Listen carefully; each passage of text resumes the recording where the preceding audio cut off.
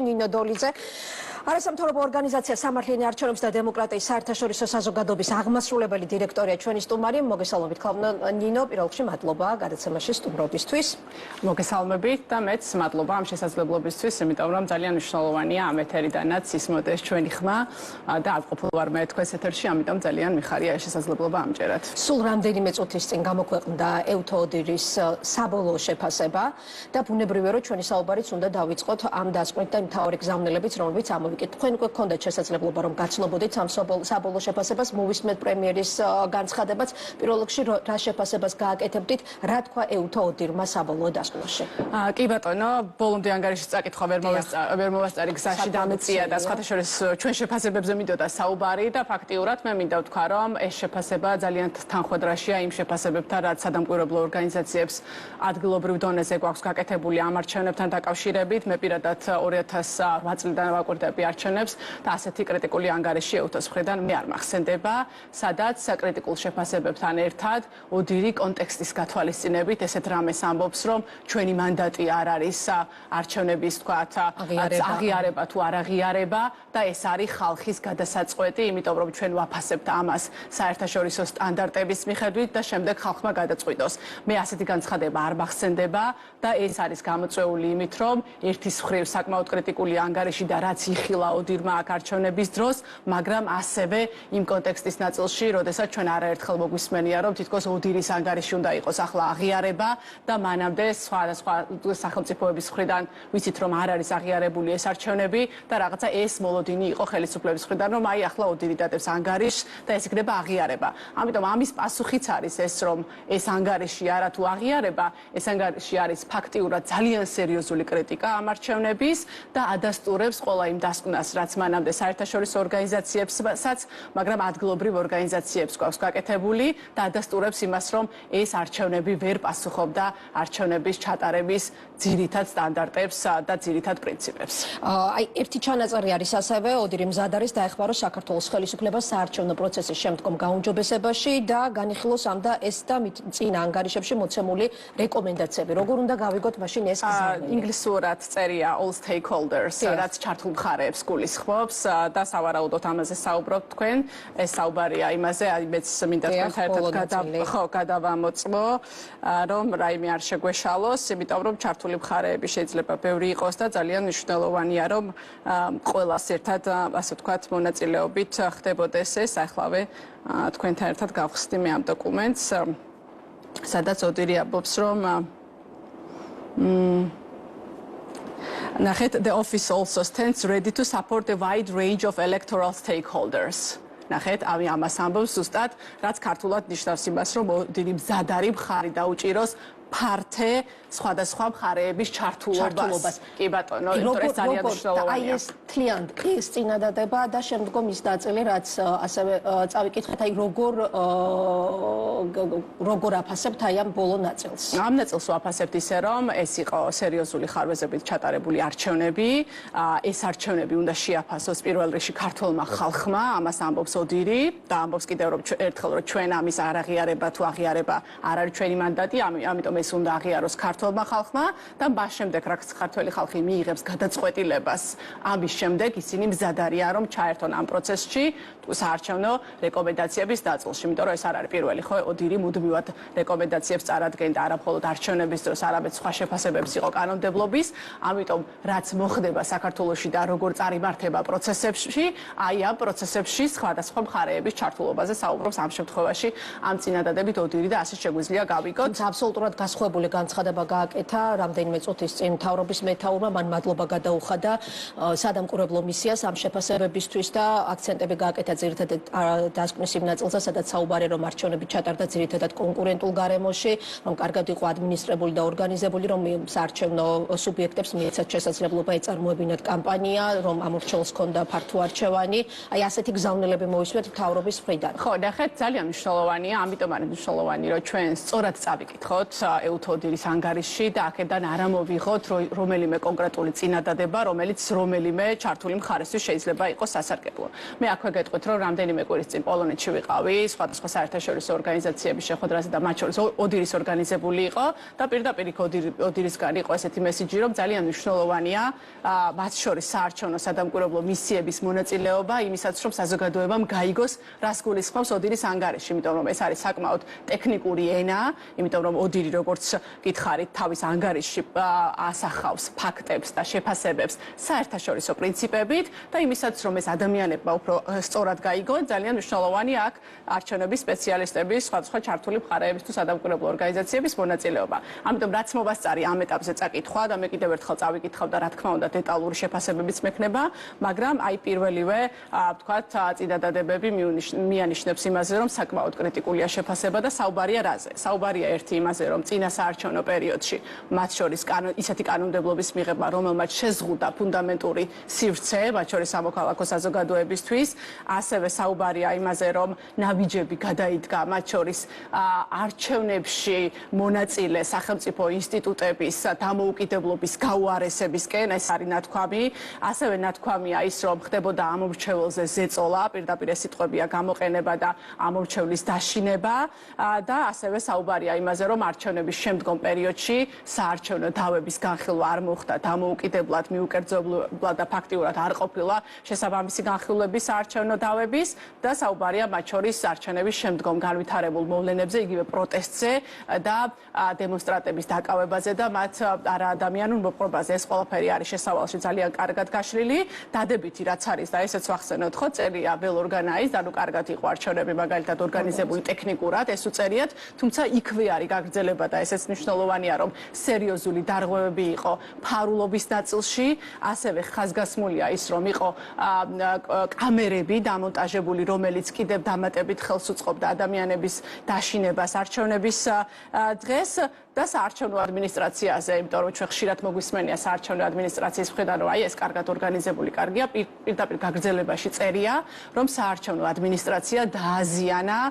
ნდობის ნაკლებობამ და მათ შორის იმ გადაწყვეტილებებმა, რაც საარჩევნო ადმინისტრაციის დაკომპლექტებას ეხებოდა და საკანონმდებლო ცვლილებებს, რომელმაც უპირატესობა მისცა საარჩევნო ადმინისტრაციას უფრო დაბალი ქორუმით მიეღო გადაწყვეტილებები. ამიტომ ეს ყველაფერი ძალიან კარგად არის ასახული და არავინ ვთქვათ არ ახდენს რაიმეს გაზრიადებას ან პირიქით შემცირებას, ძალიან მნიშვნელოვანია, რომ ჩვენ ეს ყველაფერი სწორად წავიკითხოთ და ფაქტიურად მე ვიტყვი, რომ ძალიან კრიტიკულია ეს დასკვნა, თუ შევადარებთ წინა დასკვნებს, თქვენ შეგიძლია ნახოთ, არსად არ წერია მაგალითად ამ აღიარების ნაწილზე საერთოდ, იმიტომ რომ ეხლა ეს კონტექსტია და ეს ძალიან მნიშვნელოვანია. რაც შეეხება მტკიცებულებებს, ხელისუფლება მუდმივად მიუთითებს, რომ ოპონენტებმა ვერ წარმოადგინეს საკმარისი ფაქტები, არგუმენტები და მტკიცებულებები. შეგიძლიათ თუ არა გითხრათ, რა ტიპის მტკიცებულებებია, იმიტომ რომ ნაწილი გაიგზავნა სტრასბურგში ადამიანის უფლებათა ევროპულ სასამართლოში. კი ბატონო, მე დღეს ამით მოვდიოდი თქვენთან სიმართლე გითხრათ, იმიტომ რომ სამართლიანმა არჩევნებმა ეს არჩევნები შეაფასა, რომ არ იყო თავისუფალი და სამართლიანი და ვერ იქნება ქართველი ხალხის გამოხატულება, იმიტომ რომ ჩვენ საერთაშორისო სტანდარტებით და ასევე საქართველოს კონსტიტუციის პრინციპებით ვიხელმძღვანელეთ. ნახეთ, 5 პრინციპია, რომელსაც თავისუფალი და სამართლიანი არჩევნები უნდა აკმაყოფილებდეს. ეს არის თავისუფალი, თანასწორი, საყოველთაო, პირდაპირი და ფარული და ჩვენ ვთქვით, რომ პირდაპირი იყო, მაგრამ დანარჩენი 4 პრინციპი დაირღვა. და მე მათ შორის წამოვიღე კონკრეტული მტკიცებულებები, მართალია ყველას ფორმატი არ მოგცემს საშუალებას, მაგრამ რამდენიმე მაგალითი იმისაც, რომ თქვენ და საზოგადოებას ვაჩვენო, თუმცა ჩვენ მაგალითად პროკურატურას გადავეცით არაერთი მტკიცებულება ამ არჩევნების, ასე ვთქვათ, დარღვევებთან დაკავშირებით და მათ შორის არაერთი აიტვირთა სხვადასხვა გვერდებზე და მედია საშუალებებზე. ამიტომ, როდესაც მტკიცებულებაზეა საუბარი, ჩვენს გვაინტერესებს რა დამატებით მტკიცებულება იგულისხმება, რა ფორმატით, წერილობითი გვინდა, ვიდეო გვინდა, აუდიო გვინდა თუ კონკრეტული მოქალაქეები, რომლების დამკვირვებლები იყვნენ. ყველა შეგვიძლია წარმოვადგინოთ ამ არჩევნებთან დაკავშირებით. მაგალითად, ჩვენ არჩევნების დღეს საუბრობდით ისეთ სერიოზულ დარღვევებზე, როგორიც არის მაგალითად მრავალჯერადი ხმის მიცემა, ან სხვის ნაცვლად ხმის მიცემა, ან მარკირების არ გაკეთება, რომელიც პირდაპირ ინდიკაცია არის. მუდმივად ხელისუფლება ამბობს, რომ აი ასეთი ტიპის განცხადებები კეთდება ან გავრცელებულ ინფორმაციაზე დაყრდნობით, ან კონკრეტულად ვთქვათ, კონკრეტული მოქალაქეების მხრიდან მიცემულ ინტერვიუებზე დაყრდნობით და კონკრეტული ფაქტები დადასტურებული დოკუმენტურად არ არის. აი რა ბატონო, ნახეთ, რამდენიმე წამოვიღე, სწორედ ამიტომ თითო შემთხვევაზე თითო მაგალითად, აი არის ქალბატონი, რომელიც საზღვარგარეთ ცხოვრობს და როდესაც ის ჩამოვიდა, აი ხო, ქალბატონი, რომელიც 6 წელი ემიგრაციაში იმყოფებოდა, ჩამოვიდა ქალბატონი და მის ნაცვლად დახვდა ხმა მიცემული. აი ჩვენ როდესაც ვსაუბრობთ ხმის ნაცვლად ხმის მიცემაზე და არაერთი თქვათ განცხადება ყოფილა რომ ემიგრანტების ნაცვლად სხვა ხომ არ აძლევს ხმას. პირდაპირ წამოღებულია საჩივარი გვაქვს ამასთან დაკავშირებით. ან მაგალითად გვაქვს ესეთი შემთხვევა, როდესაც ადამიანი, რომელსაც ჰქონდა მარკირება, ის ადამიანი შემოუშვეს, ანუ სადღაც ხმა ჰქონდა ადამიანს მიცემული, შემოუშვეს ეს ადამიანი მარკირებიანი და მას გასცეს კიდეც ბიულეტენი, უბრალოდ რადგანაც დაინახა დამკვირვებელმა, შემდეგ ხმა აღარ მიაცემინეს. ნახეთ, ამიტომ ეს ადამიანი მეორე დაპირებდა, ხო, გამოდის თუ არ ვიცი მე რამდენი დაპირებდა ხმის მიცემას. ან გვაქვს შემთხვევები, როდესაც არაერთი მრავალი ბიულეტენი გაიცა ადამიანზე. ან გვაქვს შემთხვევები, როდესაც კონკრეტულ ადამიანს მარკირება მოშორდა და აქ წამოღებული მაქვს ყველაფერი, რომელიც ასევე პროკურატურას გადავეცით, იმიტომ რომ ეს არის დანაშაულები. ერთი არის თქვათ რაღაცა ტექნიკური პრობლემები, რომელზეც მე ნაკლებად ვსაუბრობ. მაგალითად, გვაქვს უბნების 20% 5 წუთი თუ 10 წუთით დაგვიანებით გაიხსნა, მაგრამ ეს არ არის ხო სერიოზული პრობლემა. მაგრამ აქ ვსაუბრობ ისეთ საკითხებზე, რომელიც გავლენას ახდენს არჩევნების შედეგებზე და ეს არის მთავარი პრობლემა. ჩვენი დაკვირვებით 31%-ზე უბნების გარე პერიმეტრზე ხდებოდა ამორჩევლის აღრიცხვა, რაც მათ შორის მათი პერსონალური მონაცემების ეს ფაქტებით გაქვთ დადასტურებული. რა თქმა უნდა, მე შემიძლია ვიდეო ყველაფერი მაქვს წამოღებული, უბრალოდ ფორმატი ალბათ არ გვაძლევს, თუ მოგცემს ფორმატის საშუალებას თქვენი ეთერით, შეგვიძლია გადაცემა სრულად დაუთმოთ ამას, ან რაღაცა სიუჟეტი გავაკეთოთ, მათ შორის კონკრეტული ჩვენი დამკვირვებლების მონაწილეობით, რომ აი ეს ყველაფერი გადმოგცეთ, იმიტომ რომ მე მათ შორის მომისმენია თქვენ ეთერშიც ზოგიერთი ქართული ოცნების წარმომადგენლის მხრიდან, რომ თითქოს საკმარისი ფაქტები არ არსებობს, ან საკმარისი, ასე ვთქვათ, მტკიცებულებები, მარტო სამართლიან არჩევნებს 500-ზე მეტი შემთხვევა აქვს ამ არჩევნებზე, 300-ზე მეტი საჩივარი გვაქვს წარდგენილი და აქვე აი ოდირმაც დაადასტურა, რომ საჩივრების წარდგენას ფაქტიურად აღარანაირი მნიშვნელობა არ აქვს, იქედან გამომდინარე, რომ საარჩევნო ადმინისტრაცია არ იყო დამოუკიდებელი მათი განხილვის დროს და მართლმსაჯულებასთან დაკავშირებით ჩვენ ვიცით რა პრობლემებიც გვაქვს. და კიდევ ერთი აუცილებლად მინდა ვთქვა, რომ ერთ-ერთი მთავარი პრობლემა მათ შორის იყო წინასაარჩევნო პერიოდი, როდესაც ჩვენ გვაქვს კონკრეტული ფაქტები ადამიანების პირადობების ჩამორთმევასთან დაკავშირებით და დღესაც ჩემი სამეგრელოს წარმომადგენელი, მაგალითად პროკურატურის წარმომადგენელთან იყო კონკრეტულად აი ამასთან დაკავშირებით, ხო? ანუ კონკრეტულად წინასაარჩევნო პერიოდში, როდესაც ჩვენ განცხადებაც გავაკეთეთ მაშინ და პირადობების ჩამორთმევა. ჩვენ გვაქვს ბათუმელების ძალიან კარგი სიუჟეტი, როგორ ხდებოდა წინასაარჩევნო პერიოდში ადამიანების შესახებ პერსონალური მონაცემების შეგროვება და დოსიეების შეგროვება და რატომ უნდა ჰქონდეს კონკრეტულ პარტიას ისეთი ინფორმაცია, რომელიც იუსტიციის სამინისტროს, ჯანდაცვის, განათლების, შინაგან საქმეთა სამინისტროს, სოფლის მეურნეობის თუ ფინანსთა სამინისტროს უფლებამოსილებაა. ამიტომ ჩვენ ვიცით, რომ წინასაარჩევნო პერიოდში გროვდებოდა დოსიეები ადამიანების შესახებ, რომელიც შემდეგ გამოიყენებოდა მათზე ზეწოლისთვის, მათი მოსყიდვისთვის თუ მათი ზემოქმედებისთვის. ეს რატომ არის მნიშვნელოვანი, ესეც მინდა გითხრათ, იმიტომ რომ 2 წლის წინ ჩვენ სამართლიანმა არჩევნებმა საერთაშორისო გამჭვირვალობა საქართველოსთან ერთად პროკურატურაში შევიტანეთ უდიდესი დოკუმენტაცია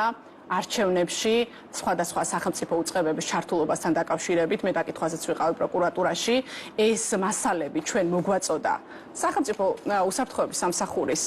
მაღალჩინოსანმა მოადგილემ, რომელიც დღეს იცით რომ არის ციხეში და იქაც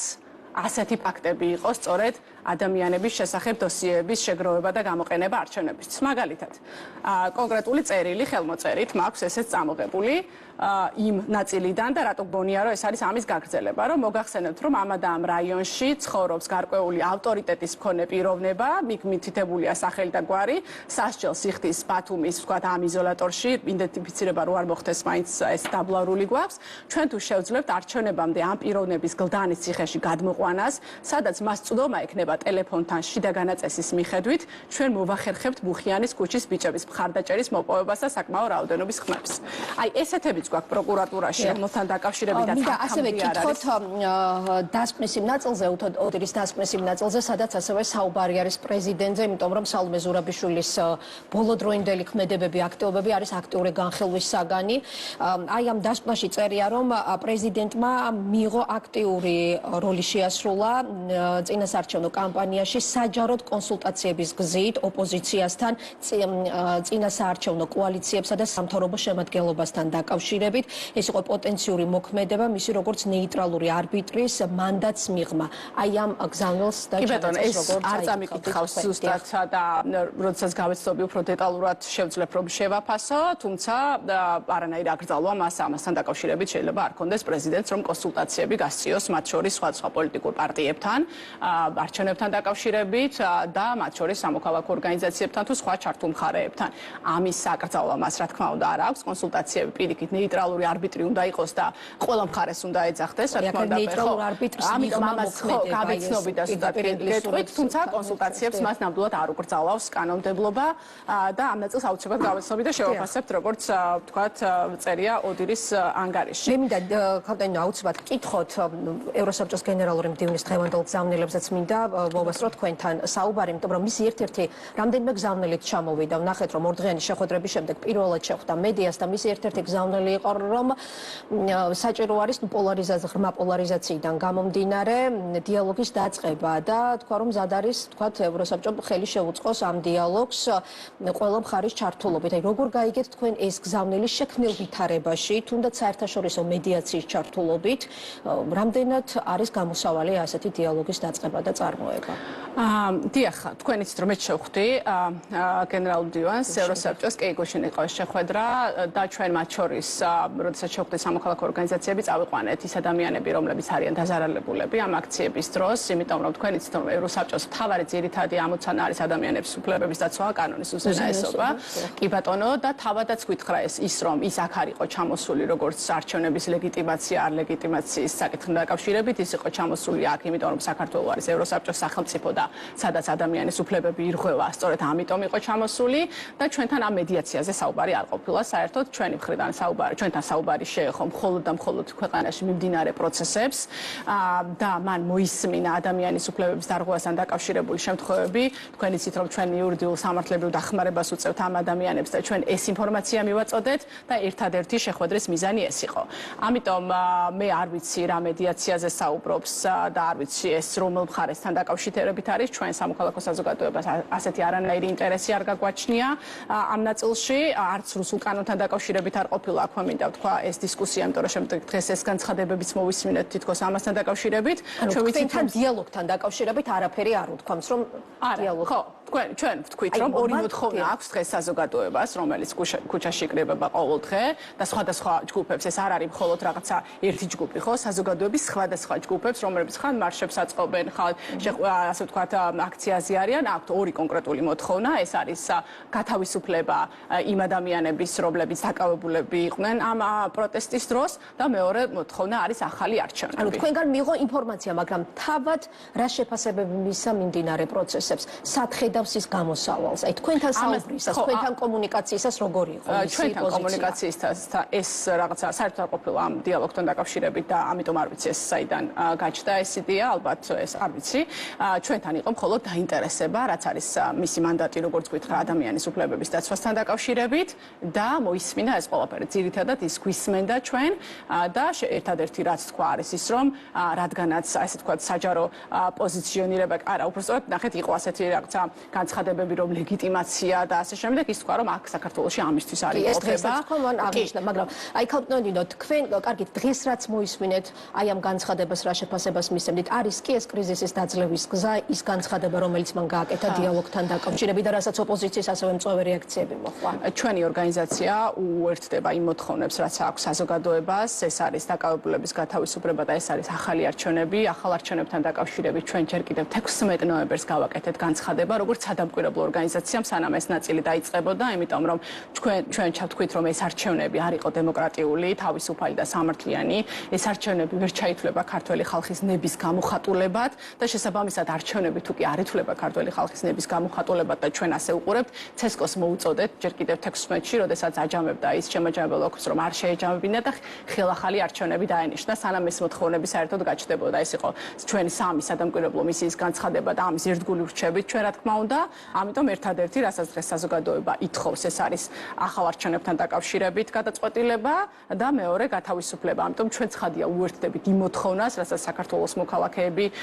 ითხოვენ, იმიტომ რომ ეს არის ძალიან მნიშვნელოვანი ჩვენი ქვეყნის დემოკრატიული განვითარებისთვის და ევროპული განვითარებისთვის.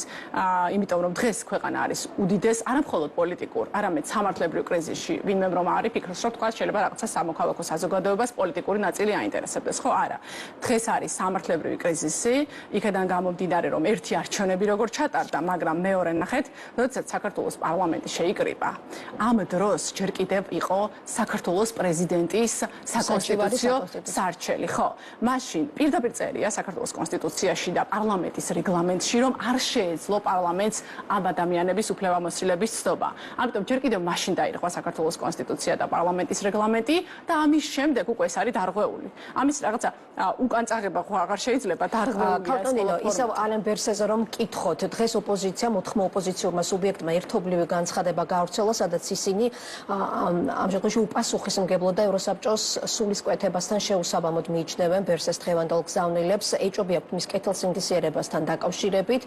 მიმართეს კიდეც ევროსაბჭოსაც, რომ ამ კუთხით საკითხის შესწავლა მოხდეს და ფიქრობენ, რომ მისმა ვიზიტმა ვითარება კრიზისის განმუხტვის ნაცვლად კიდევ უფრო დაამძიმა და გაამწვავა. თქვენ იზიარებთ თუ არა ასეთ შეფასებას? არა, ჩემი შეფასება არის ის, რომ ის როგორც თქვა, არ იყო აქ ჩამოსული როგორც რაღაცა პოლიტიკური მედიაციის ნაწილში და ლეგიტიმაციის ნაწილში, მან ჩვენ გვითხრა, რომ აქ ჩამოსული იყო ადამიანის უფლებების დარღვევებთან და წამებასთან და არაადამიანურ უფლებასთან დაკავშირებით ინფორმაციის მისაღებად და ჩვენ როგორც სამოქალაქო საზოგადოებამ ეს ინფორმაცია მივაწოდეთ და ეს იყო ჩვენ როგორც შეხვედრის მიზანი. მე როდესაც დღესაც ეს დავწერე საჯაროდ, რომ ჩვენ არანაირ რუსულ კანონთან დაკავშირებით არც განხილვა და საერთოდ ინტერესიც კი არ არის რაღაც რუსული კანონია, როდესაც ასეთ კრიზისში არის ქვეყანა შესული. ამიტომ ეს არის ჩემი ხედვა როგორც სამოქალაქო საზოგადოების, რომ ახლა თავარი არის ევროსაბჭოს მხრიდან იმაზე რეაგირება, რა ტიპის ადამიანის უფლებების დარღვევა არის ქვეყანაში და ეს არის მნიშვნელოვანი როგორც საკმარის იყო თქვენი აზრით ის განცხადებები ადამიანის უფლებრივ მდგომარეობასთან დაკავშირებით, რაც დღეს მოისმინეთ ევროსაბჭოს გენერალური მდივნისგან, ანუ უფრო მეტად სავარაუდოდ გაეცნობიან, არ ვიცი, ხა ეს უკვე მათი ასე ვთქვათ ფუნქციებია და მათი კომპეტენცია, როგორ გააგრძელებენ ისინი მუშაობას და რა რეაგირება მოყვება ამ ყველაფერს მათი მხრიდან. ჩვენ რაც ვქონდა ჩვენი ასე ვთქვათ შეხვედრის მიზანი და სულისკვეთება იყო ის, რომ ჩვენი მხრიდან გაგვეცნო და ჩვენ ვცდილობთ ყველა საერთაშორისო მექანიზმის და ბერკეტის გამოყენებას იმისაც, რომ საქართველოში ადამიანის უფლებები იყოს დაცული, იქნება ეს ევროსაბჭო თუ იქნება სხვადასხვა საერთაშორისო ინსტიტუტები,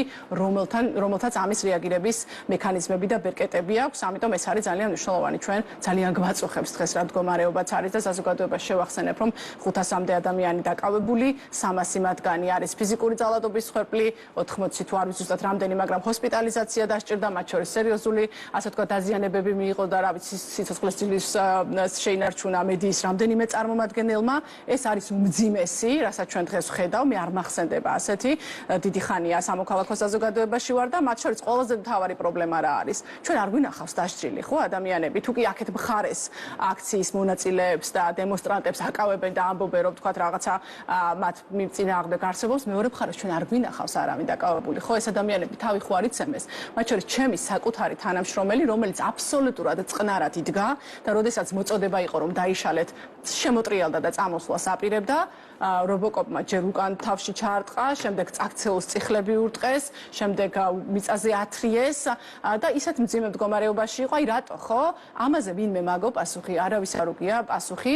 და მათ შორის, როდესაც სასამართლოში წავედით, ნაცვლად იმისა, რომ ჩემი თანამშრომელი ყოფილიყო დაზარალებული და ის არის მსხვერპლი, კიდევ მას დააკისრა ჯარიმა ამ მოსამართლემ, რომელიც რა თქმა უნდა,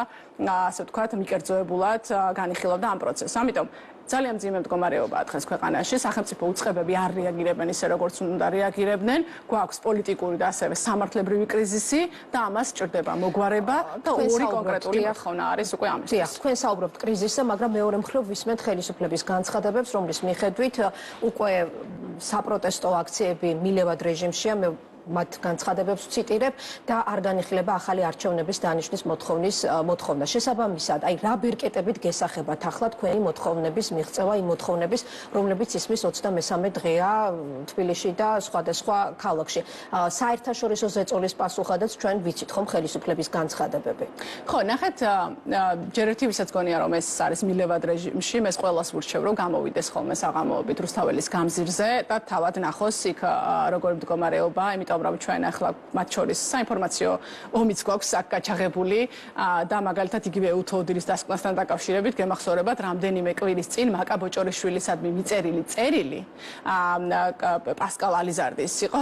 თითქოს უთოუდილის დასკვნად აღიარებული და აი დღეს სულ სხვანაირი დასკვნა ვნახეთ ხო ძალიან ბევრი საინფორმაციო ასე ვთქვათ манипуляციები ხდება და მათ შორის ის რომ თითქოს ცოტა ადამიანია და ასე შემდეგ ამიტომ ჩვენ რომ არ ვენდოთ რომელიმე მედიას მაგალითად რომელიც შეიძლება მოგწონს თუ არ მოგწონს მე ყველას მოუწოდებ თავად გამოვიდეს იქ ნახოს მშვიდობიანი დემონსტრატები ნახოს ის განწყობა რაც ადამიანებში არის მე პირველად ვხედავ და ძალიან მაოცებს და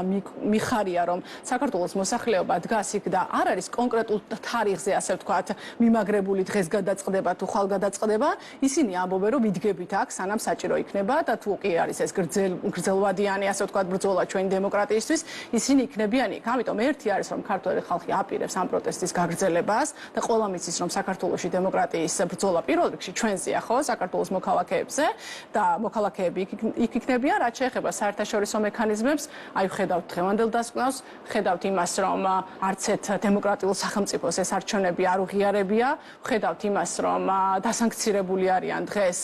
ქართული ოცნების წარმომადგენლები და ეს უკვე აღარ არის სავიზო შეზღუდვები მაგნიცკის სიაში მოხდა ხო მაგალითად ორი ადამიანი რაც მე არ მიხარია ნამდვილად არ მიხარია საქართველოში ვთქვათ მაღალჩინოსნები ამ მდგომარეობაში მაგრამ ეს არის პასუხი მათ ქმედებებზე რასაც ჩვენ ხედავთ უკვე რამდენიმე წლის განმავლობაში დემოკრატიულ უკუსლას და მაგნიცკის სიასთან დაკავშირებით ეს კონკრეტულად ადამიანის უფლებების დარღვევაზე ამიტომ ქართველი ხალხი გააგრძელებს ბრძოლას იქნება თუ არა საერთაშორისო მხარდაჭერა მაგრამ საერთაშორისო მხარდაჭერასაც ვხედავთ და ჩვენი ერთადერთი მიზანი ეს არის ჩვენ არ ვართ რომელიმე კონკრეტული პარტიის მეხოთბეები თუ პირიქით მოწინააღმდეგეები აქ საუბარია იმაზე რომ ჩვენ გვინდა საქართველო იყოს ცივილიზებული სამყაროს ნაწილი საქართველო იყოს ევროკავშირის წევრი სახელმწიფო სადაც ის იქნება როგორც ეკონომიკურად უფრო ძლიერი ასევე უფრო დაცული მათ შორის